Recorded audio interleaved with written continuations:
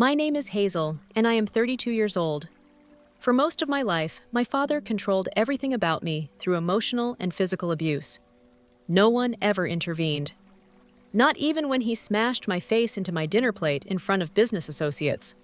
My mother actually smirked and said, "At least now you are worth looking at." My father added, "She has no value, just a prop at my table."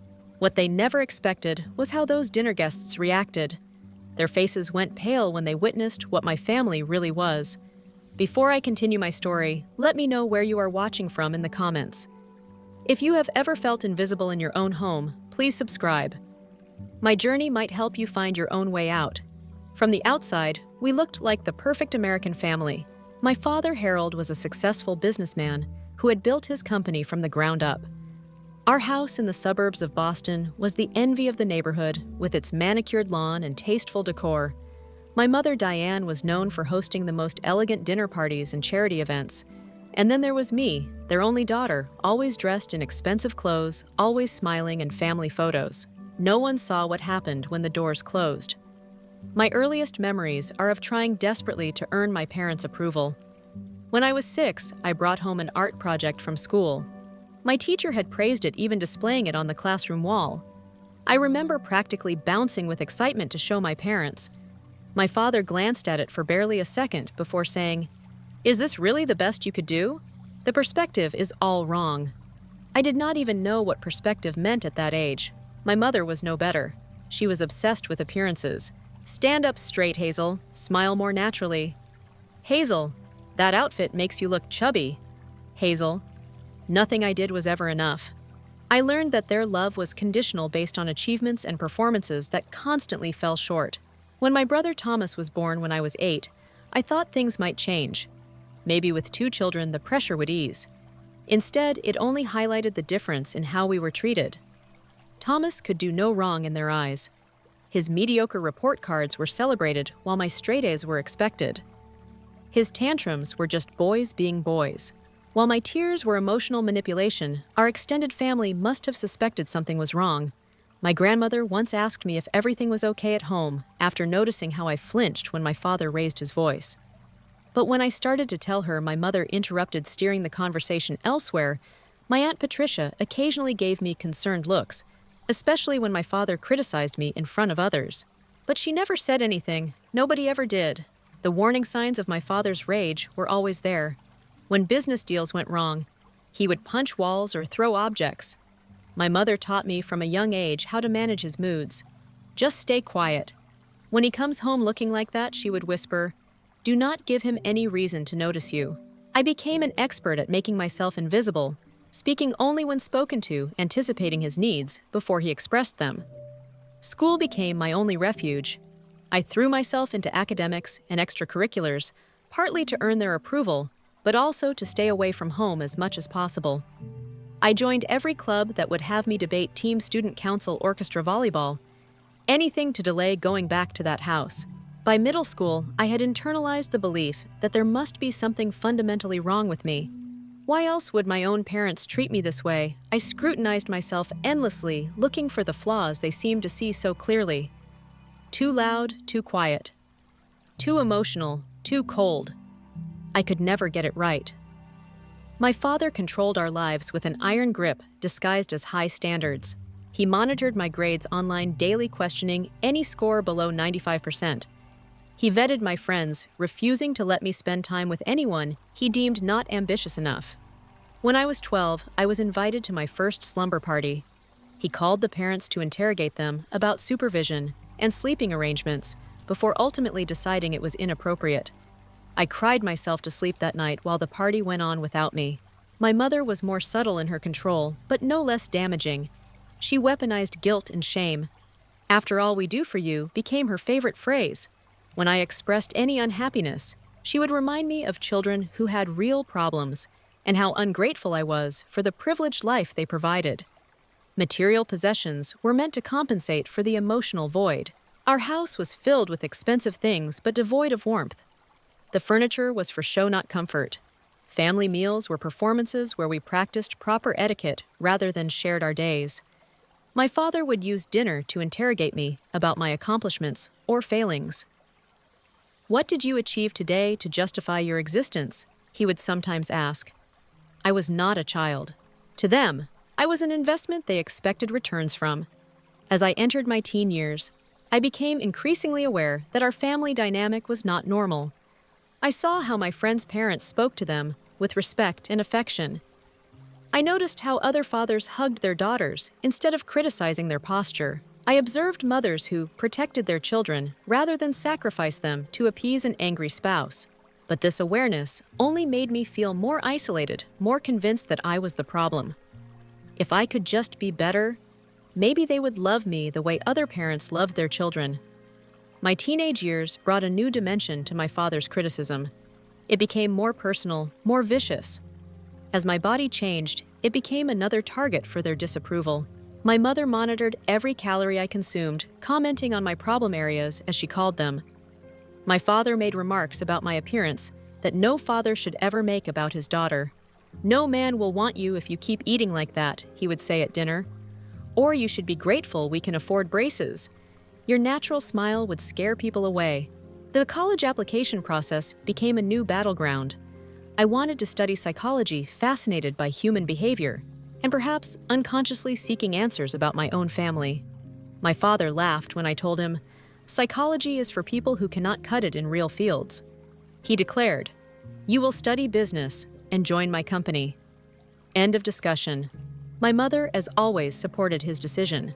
"Your father knows what is best for your future, Hazel. Why must you always fight him?" I applied to psychology programs in secret, even earning a scholarship to a prestigious university across the country. When the acceptance letter arrived, my father intercepted it.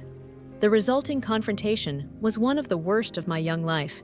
He tore the letter to pieces in front of me, calling me ungrateful and deceitful.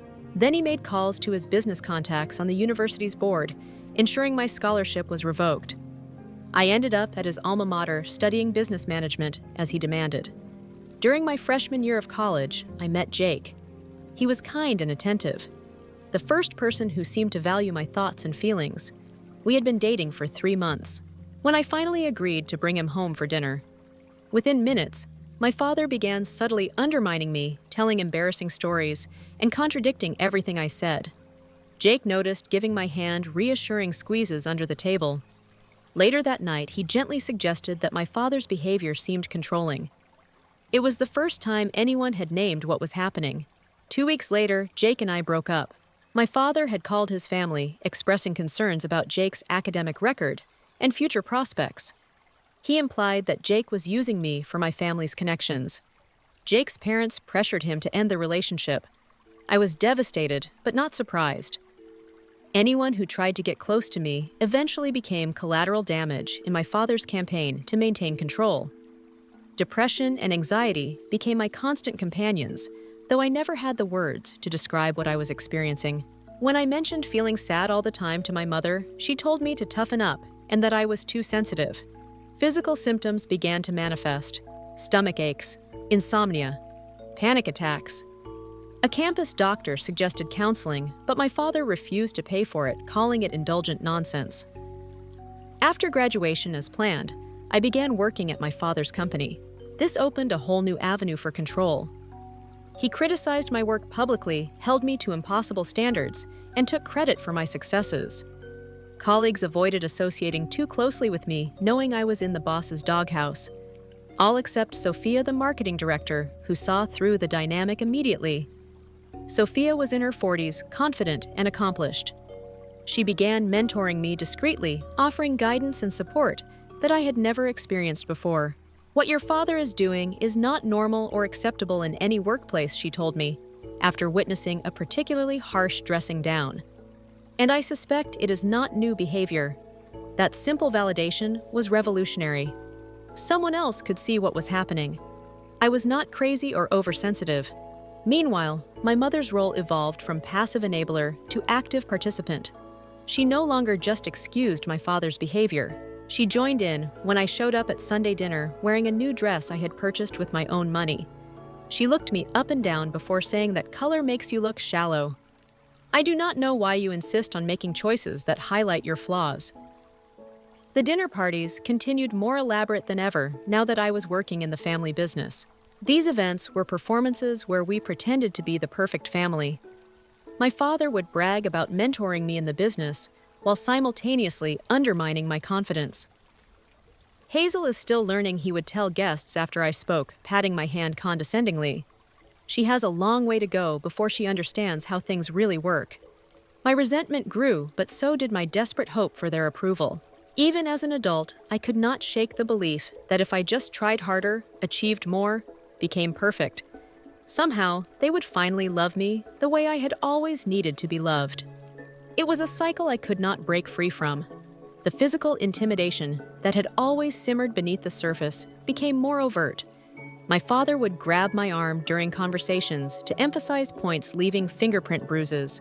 He would stand too close during arguments, using his height to tower over me. Once, when I disagreed with him about a client presentation, he slammed his hand on the desk so hard that my coffee mug jumped and spilled. "This is why women do not belong in business," he hissed, "too emotional to handle real pressure." Through it all, I continued to seek their approval. I still believed somehow that I could earn their love if I just found the right combination of achievements and behaviors. It was like trying to solve a puzzle where the pieces kept changing shape. Every time I thought I had figured it out, the rules would shift again. The dinner that changed everything happened on a Thursday in April. My father had invited the Wilsons and the Garcias representatives from 2 companies. He was courting for a major partnership.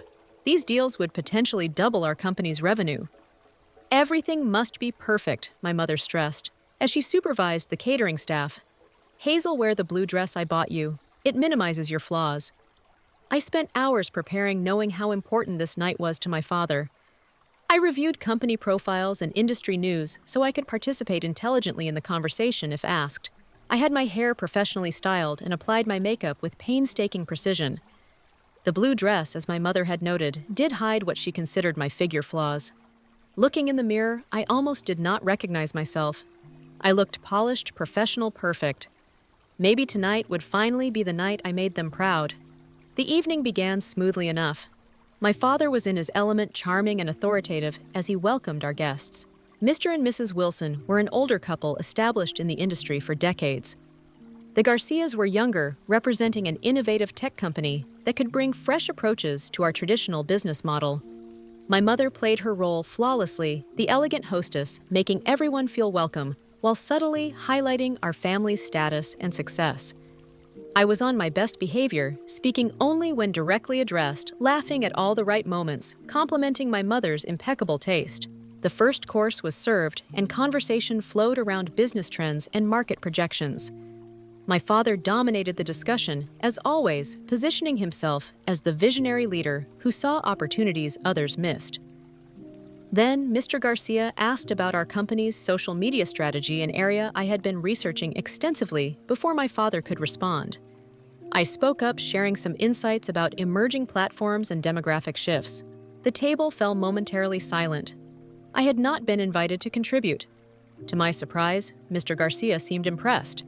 "That is a remarkably insightful analysis," he said, nodding appreciatively.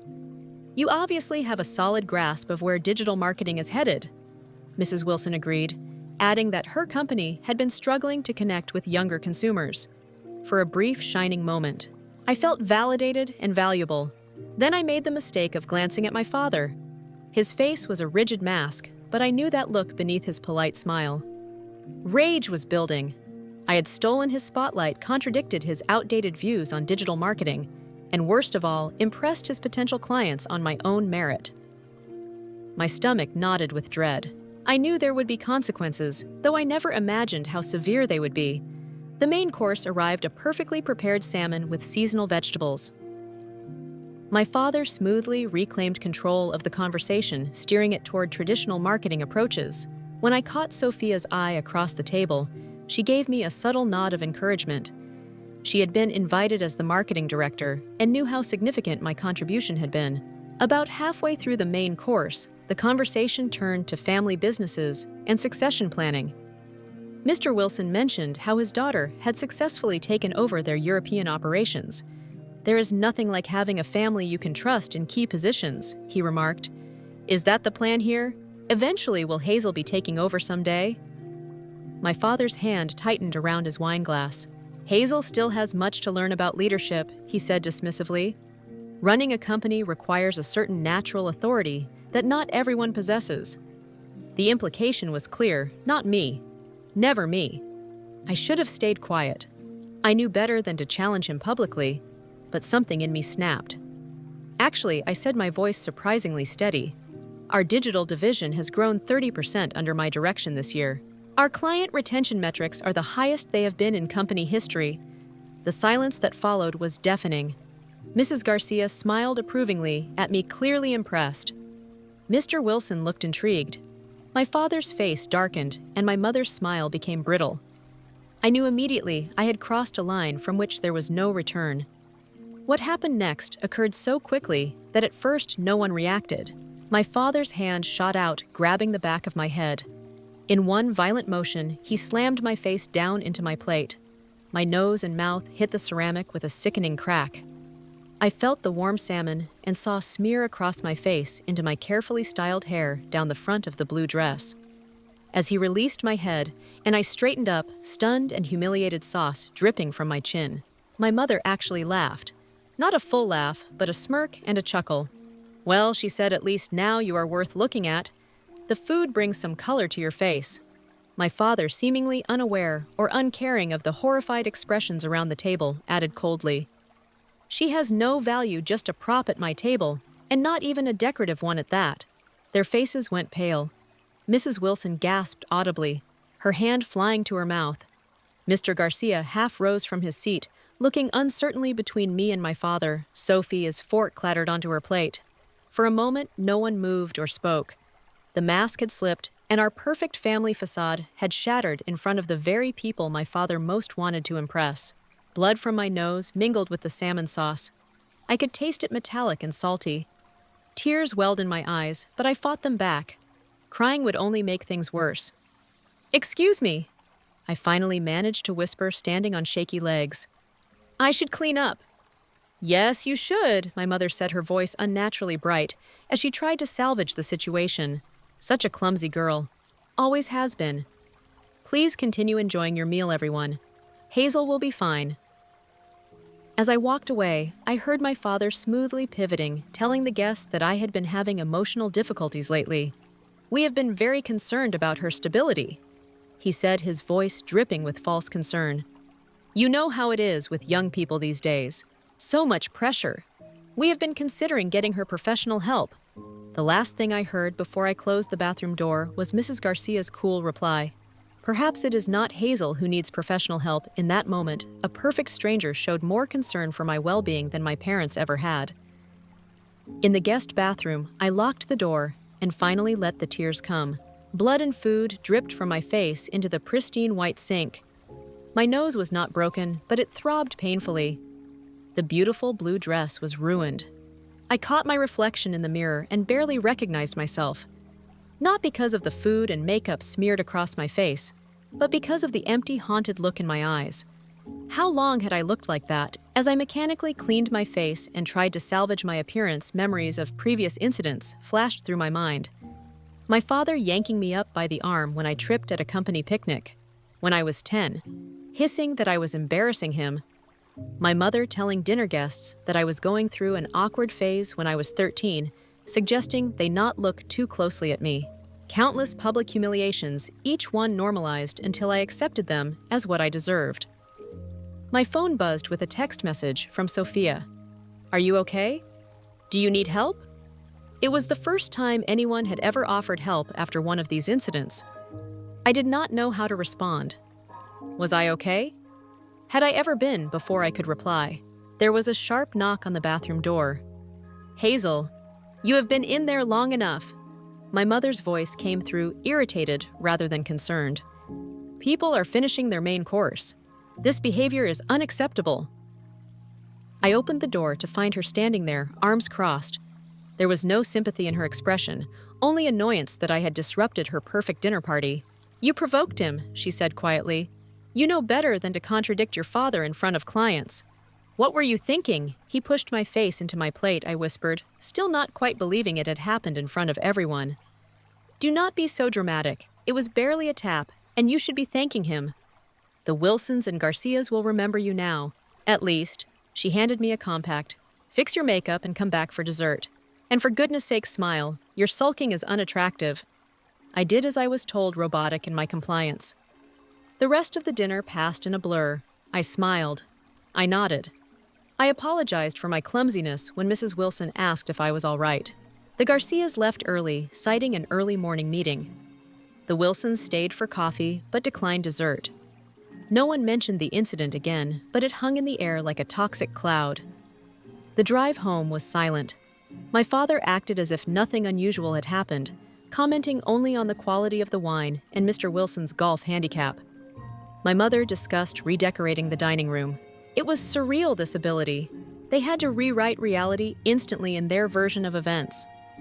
My father had not assaulted me at the dinner table. I had simply had an embarrassing accident, perhaps even intentionally caused by me to sabotage his business dealings. That night, I could not sleep. I lay awake replaying the moment over and over. Not just my father's violence or my mother's cruelty, but the reactions of the others at the table. They had been shocked. Their faces confirmed what part of me had always known, but never fully accepted. This was not normal. This was not okay. This was abuse. The next morning, I went to work as usual, though every muscle in my body screamed at me to run away and never look back. The office was unusually quiet when I arrived. People glanced at me and quickly looked away. Sophia had called in sick. The rumors had already started spreading. My father summoned me to his office before noon. Close the door, he instructed when I entered. His voice was calm, which was always more frightening than his shouting. "We need to be very clear about something, Hazel. What happens in our family is private. Do you understand?" "Yes," I replied automatically. "The Wilsons called this morning. They have decided to go with another firm." His eyes bored into mine, placing the blame squarely on my shoulders. "Your little performance last night cost this company millions. I hope you are satisfied." I said nothing, which seemed to infuriate him more than any response would have. "If anyone asks about last night, you had a migraine. You became dizzy and fell forward. That is all. Family matters. Stay private. Is that clear? Is that clear? Crystal clear." I replied, my voice hollow. Later that day, my mother called, insisting I come for lunch on Sunday. "We need to present a united front," she said. "People talk, and we need to show there are no issues between us. No apology, no acknowledgement, just concern for appearances as always." When I returned to my desk, there was an email from Sophia asking to meet after work at a coffee shop 3 blocks from the office. Part of me wanted to decline to retreat into the familiar isolation that had been my protection for so long. But a new, fragile voice inside urged me to go. Sophia was already there when I arrived, sitting in a corner booth away from windows. She looked up as I approached her, eyes taking in the concealer that did not quite hide the bruising on my nose. "Hazel," she said simply, "I am so sorry." Those 3 words broke something in me. No one had ever apologized for what my parents did. No one had ever acknowledged that it was wrong, that I deserved better. Tears filled my eyes before I could stop them. What happened last night was assault. Sophia continued quietly. "It was abusive and criminal, and from your reaction, I suspect it was not the first time. They are not always like that." I found myself saying the reflexive defense of my abusers coming automatically. I provoked him. I spoke out of turn. Sophia reached across the table and gently took my hand. "Hazel, listen to me. Nothing you could have said or done would justify what your father did. Nothing. No parent should ever treat their child that way, no matter how old that child is." "But they are my parents," I whispered, the words catching in my throat. "Yes, they are. And that makes their behavior worse, not better. Parents are supposed to protect their children, not harm them." She squeezed my hand. "You deserve better, Hazel. And I think part of you knows that. Or you would not be here talking to me now." That conversation with Sophia was the first crack in the foundation of lies. I had built my life upon the lie that my parents' treatment was normal, the lie that I somehow deserved their cruelty, the lie that I could never escape. For the first time, I allowed myself to consider the possibility that the problem was not me. It never had been. The day after meeting with Sophia, I called in sick to work. It was the first time I had ever done so, and my father's angry voicemail suggested he knew it was an act of rebellion rather than illness, but I needed space to think, to plan, to breathe. Sophia had given me the business card of her therapist, Dr. Eleanor Lambert, and after hours of hesitation, I finally made the call. Dr. Lambert was able to see me that same day. Her office was warm and inviting, nothing like the cold clinical space I had imagined. She listened without judgment as I haltingly described my childhood, my relationship with my parents, and finally the dinner incident. When I finished, she did not immediately offer advice or analysis. Instead, she asked one simple question: "What do you want your life to look like, Hazel?" No one had ever asked me that before. My desires, my dreams, my wants had never been considered relevant. I do not know, I admitted. I have never been allowed to want anything for myself. Then that is where we begin, she said gently, by giving yourself permission to want things, to need things, to dream of a different life. Over the next few weeks, I began meeting with Dr. Lambert twice weekly. She helped me understand terms like narcissistic abuse, gaslighting, and emotional manipulation. She explained that my father's behavior matched the profile of a narcissistic personality disorder, and that my mother was what therapists called an enabler, or sometimes a co-abuser. Most importantly, she helped me see that none of it was my fault. Children do not cause their parents to abuse them, ever. Meanwhile, Sophia was helping me in more practical ways. She went apartment hunting with me during lunch breaks, focusing on buildings with security and locations. My parents would not think to look. She introduced me to her financial advisor, who helped me open bank accounts my father could not access. Small steps toward independence that felt simultaneously terrifying and exhilarating. "You need to gather all your important documents," Sophia advised one afternoon, as we reviewed apartments online. Birth certificate, social security card, passport. Any financial records. Do it gradually so they do not notice. I nodded, adding these items to the growing checklist on my phone. The list was both practical and symbolic, each item representing another thread of control I was preparing to sever. The hardest part was maintaining the facade at work and during family interactions. I had to pretend nothing had changed, that I was still the compliant, submissive daughter I had always been. My father remained coldly professional at the office, though I occasionally caught him watching me with suspicion. My mother called daily, with the trivial questions that I recognized as surveillance. "What time will you be home tonight?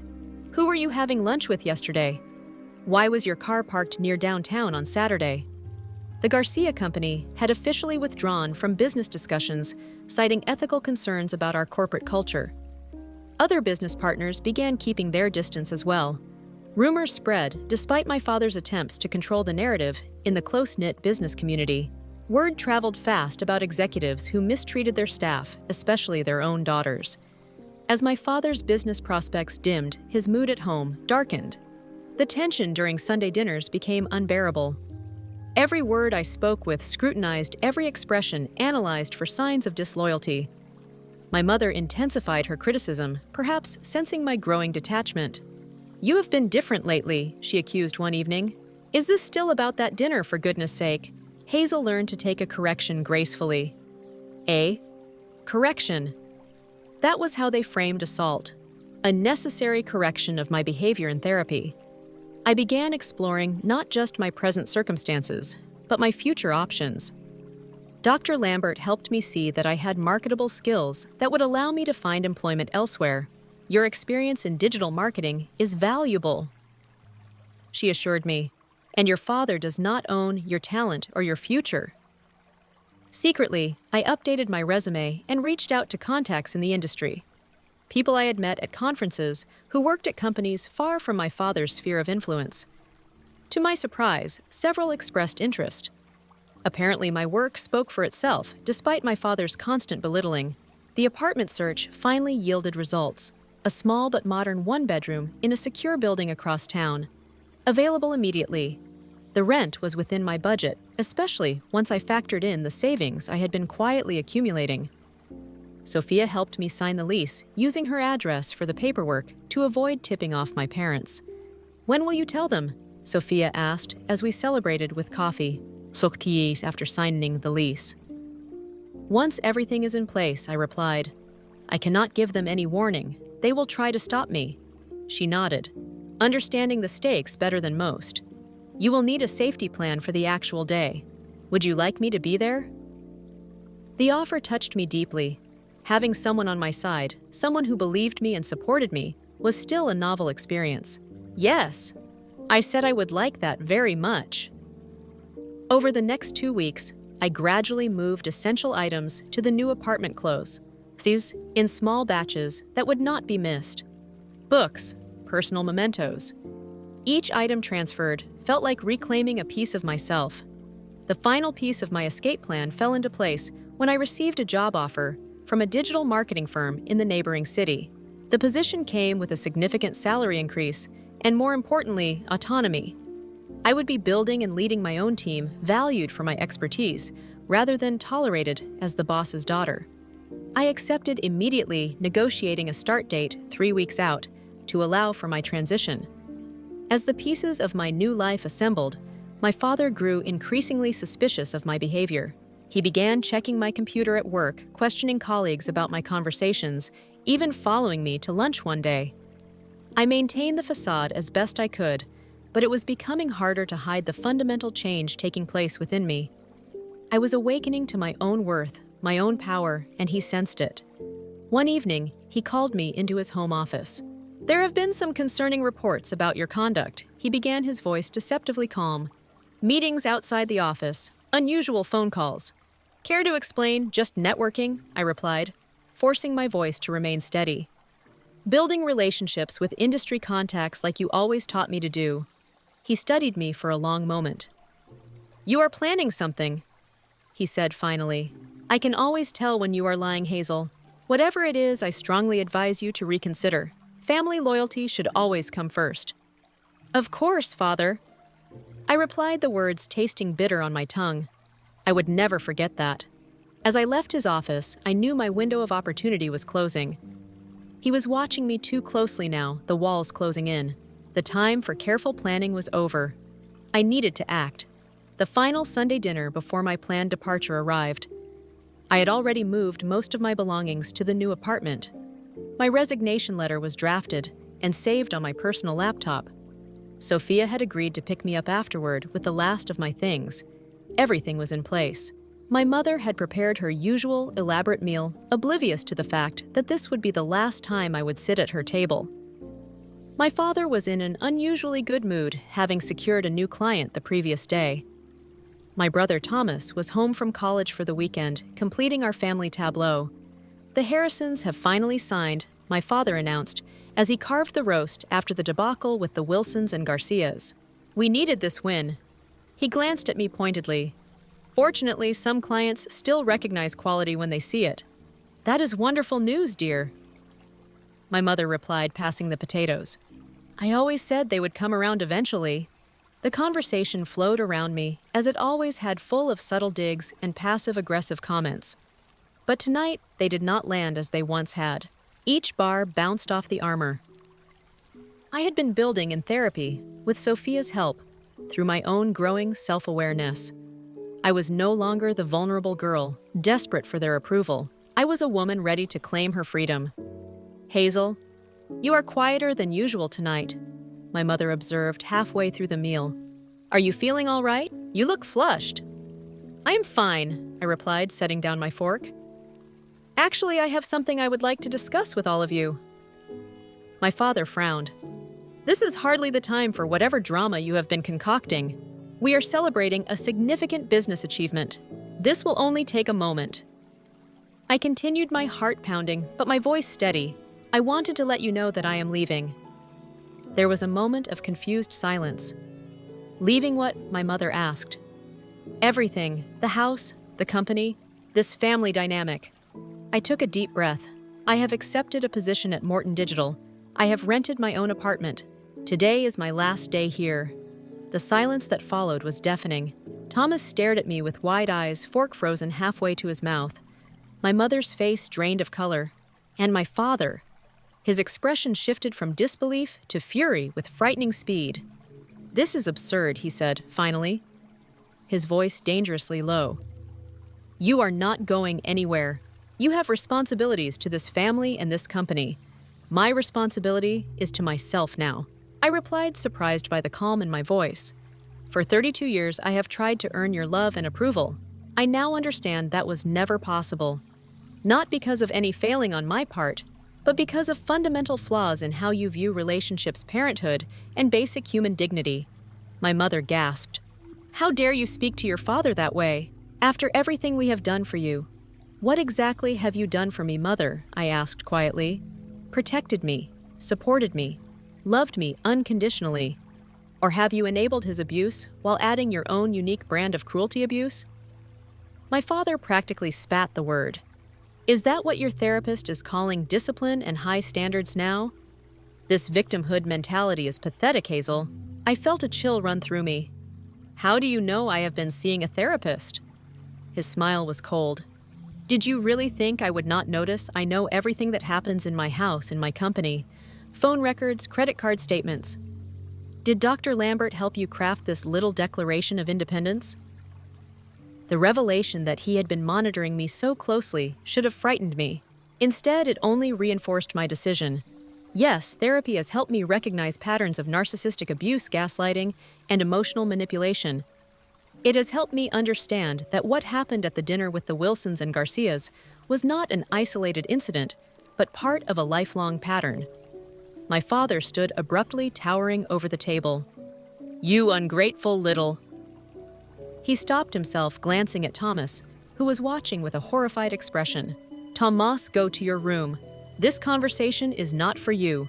No, I said firmly. Thomas should hear this. He should know what this family really is. The perfect image we project is a lie. Always has been. My father's face contorted with rage. You do not give orders in my house. That is the point, I replied, rising to my feet as well. This is your house. It has never been a home to me, just a stage for your performance as the successful businessman and father. Well, I am done playing my role in your production. He moved toward me, then fists clenched. For a moment, I thought he might strike me, and old instincts urged me to cower, to apologize, to retreat. Instead, I stood my ground, looking directly into his eyes. Go ahead, I said quietly. Show Thomas exactly who you are. Show him what happens when someone in this family speaks truth. He froze, caught between his rage and his need to maintain the facade, especially in front of Thomas. The mask slipped for just a moment, and I saw the emptiness behind his eyes, the hollowness at his core. My mother attempted to salvage the situation, as she always did. Hazel, you are clearly overwhelmed and not thinking clearly. Let us discuss this tomorrow, when everyone is calmer. There is nothing to discuss, I replied, turning to face her. I am not asking permission or seeking your approval. I am informing you of my decision. If you walk out that door, my father said, his voice deadly calm. Now do not expect to ever come back. You will be cut off completely. No money, no job, no family. Is that what you want? What I want, I said carefully, is what every child deserves. Love that does not have to be earned. Respect for my autonomy and dignity. Parents who protect rather than harm. Since I cannot have those things with you. Yes, I am prepared to walk away. My mother began to cry, but I recognized the performance for what it was. These were not tears of sadness for losing me, but tears of frustration that her control was slipping. After everything we have sacrificed for you, she sobbed. How can you be so cruel? I learned cruelty from experts, I replied without emotion, but I am choosing not to continue that legacy. Thomas spoke for the first time, his voice small and confused. Hazel, is it really that bad? They are strict. But Thomas, I said gently, you have had a different experience in this family than I have, and I am glad for that. But yes, it has been that bad. The night Dad smashed my face into my dinner plate in front of business associates was just one incident among many. The constant criticism, the control, the emotional manipulation. It is abuse, and I cannot live with it anymore. Their faces went pale when I refused to back down, when they realized they had no more power over me. The shock in their expressions confirmed what I had begun to suspect. They had never seen me as a full person with rights and dignity. I had always been an extension of themselves, a possession to be controlled. My independence was inconceivable to them. I have a car waiting, I said, picking up my purse. The rest of my things have already been moved. I have left my letter of resignation on your desk, Father. My work has been properly transitioned to the team. You will regret this. My father threatened, but his voice lacked its usual conviction. When you fail out there on your own, do not come crawling back. The only thing I regret, I said as I walked toward the door, is not doing this. Years ago, I left without looking back, walking out into the warm evening air with a strange mixture of terror and elation flooding through me. Sophia was waiting in her car at the curb exactly as promised. As I slid into the passenger seat, she squeezed my hand. "You did it," she said simply. "I did." I replied, my voice breaking slightly, as the reality of what I had just done hit me. I really did. As we drove away from the house that had been my prison for so long, I felt something I had never experienced before. The lightness of freedom, the unburdening of a lifetime of unnecessary shame and guilt. I was terrified of what lay ahead. But for the first time in my life, the future was mine, to shape. The first weeks in my new apartment were a strange mixture of exhilaration and panic.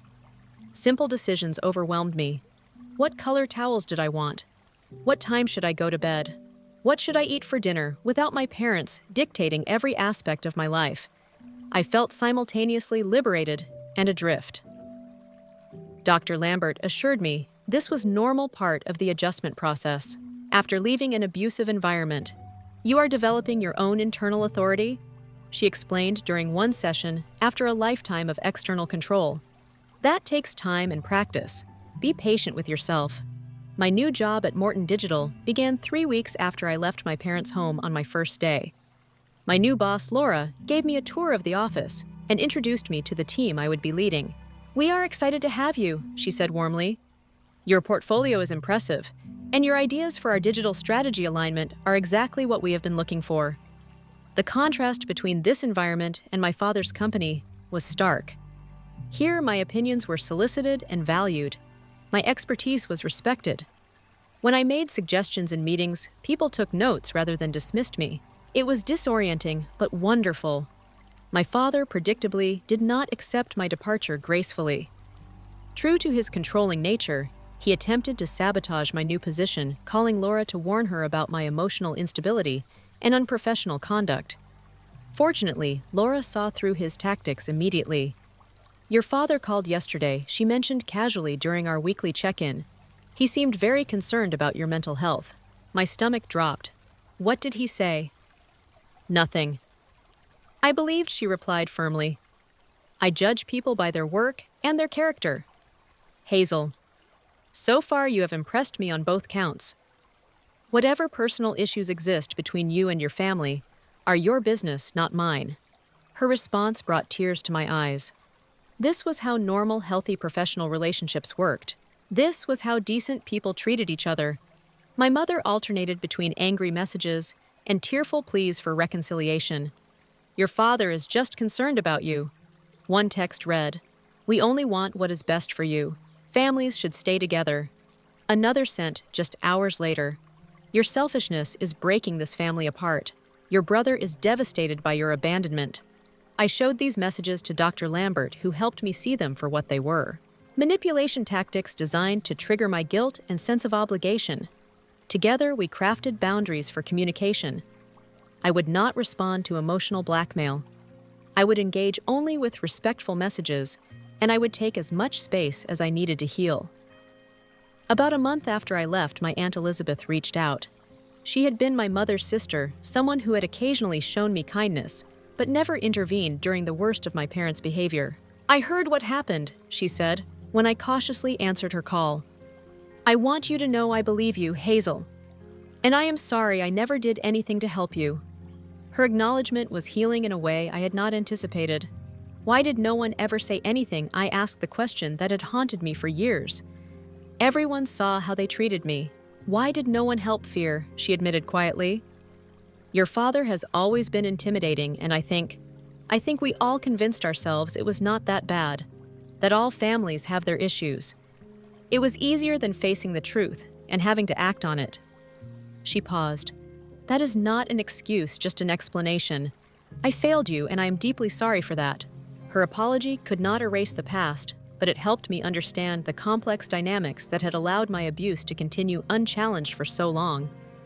It also gave me hope that perhaps not everyone in my extended family would choose my parents over me. Thomas was the biggest surprise. 6 weeks after I left, he texted asking if we could meet for coffee. I agreed, choosing a public location where I would feel safe. When he arrived, he looked different, somehow smaller, less confident than the golden child I had grown up with. "I have been thinking a lot about what you said." He began awkwardly, "about having a different experience in our family than you did. And I have been watching Mom and Dad more closely since you left." "What have you seen?" I asked. He stared into his coffee. "They talk about you differently than they talk about me. Always have, I guess. But I never really noticed before. And Dad, he gets this look sometimes when he is angry, like he is barely holding himself back." He looked up at me. "Did he ever hit you, Hazel?" The question broke my heart, not just for myself, but for Thomas. He was beginning to question everything he thought he knew about our family. "Not often," I answered honestly. He preferred emotional abuse, more control, less evidence, but yes, sometimes it got physical. Thomas nodded as if confirming something he had suspected. "I believe you," he said simply, "and I am sorry I did not see it sooner." Those 3 words. I believe you became a lifeline in my healing journey. From Sophia, from Dr. Lambert, from Aunt Elizabeth, from Thomas, and eventually from new friends I made as I rebuilt my life. Being believed, after a lifetime of gaslighting, was profoundly validating. My father's business began to suffer as rumors about his behavior spread through the industry. The incident with the Wilsons and Garcias had not stayed private, as he had demanded several key employees left the company, including Sophia, who accepted a director position at a competitor. Clients began taking their business elsewhere, citing concerns about the company culture. It was a small measure of justice, though I took no pleasure in it. About 6 months after I left, I encountered my father at an industry conference. I had known he would be there, but had decided to attend anyway. I refused to allow his presence to limit my professional growth. We came face to face in the networking area during a coffee break. For a moment, he seemed unsure how to react. Then he stepped toward me, hand extended, as if nothing had happened. "Hazel," he said smoothly, his public persona firmly in place. "You are looking well. Perhaps we could catch up over dinner, discuss your return to the family business." I did not take his hand. "No, thank you," I replied calmly. "I am happy in my current position." His smile tightened. "This rebellion has gone on long enough," he said, lowering his voice. "You have made your point. It is time to come home." "This is not a rebellion," I said, aware of curious onlookers. "This is my life now, and I am not coming back." He leaned closer, dropping all pretense of civility. "You think you can succeed without me? Everything you are, everything you know came from me. You are nothing on your own." A year earlier, those words would have devastated me. Now they merely confirmed that I had made the right decision. "I'm sorry you feel that way," I replied. "I wish you well, but I need to maintain my boundaries. Please do not contact me again unless you are ready to acknowledge the harm you have caused and make genuine amends." I walked away then, leaving him speechless for perhaps the first time in his life. The encounter left me shaky but proud. I had faced my abuser and maintained my boundaries. It was a victory, small but significant. As the 1-year anniversary of my escape approached, I received an unexpected letter from my mother. Unlike her previous communications, this one contained no accusations or guilt trips. Instead, for the first time, she acknowledged that perhaps there had been problems in our family dynamic. "I have been seeing a therapist," she wrote. It was Thomas's idea. "She has been helping me understand some things about myself and my choices. I am not ready to accept everything you have claimed about our family, but I am beginning to see that I may have failed you as a mother in important ways. If you would be willing, I would like to meet someday to talk on your terms and your time." It was not a full acknowledgement of the abuse, not a complete apology, but it was a tiny opening, a small crack in the denial that had defined our relationship. I showed the letter to Dr. Lambert. "This is your decision," she said. "There is none right or wrong answer. What do you feel ready for? If anything, I considered the question carefully. I am not ready to meet, yet I decided. But I think I will write back. Set clear boundaries. Maybe someday, with enough therapy on both sides, some kind of limited relationship might be possible. That sounds like a healthy approach. Dr. Lambert nodded. Remember, reconciliation is not required for your healing. It is an option, not an obligation.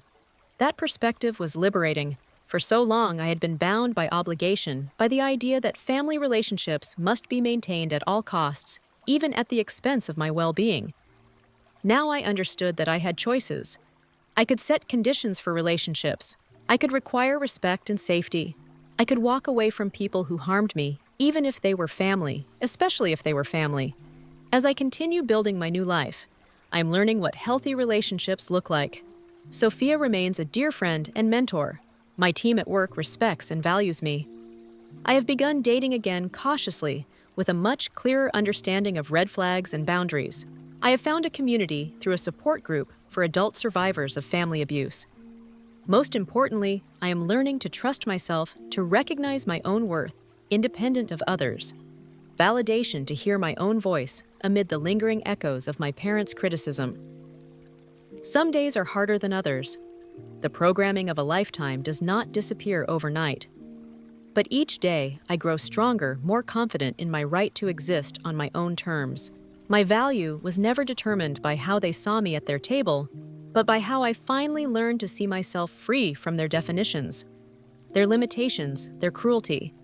Worthy of love, worthy of respect, worthy of peace. If you are watching this and recognize your own family and mine, please know you are not alone. The journey to freedom is difficult but possible. The first step is believing you deserve better, because you do. We all do. Thank you for listening to my story. If it resonated with you in any way, please like this video and subscribe to the channel. Share it with someone who might need to hear that escape is possible, and I would love to hear in the comments about your own journey toward freedom from toxic relationships.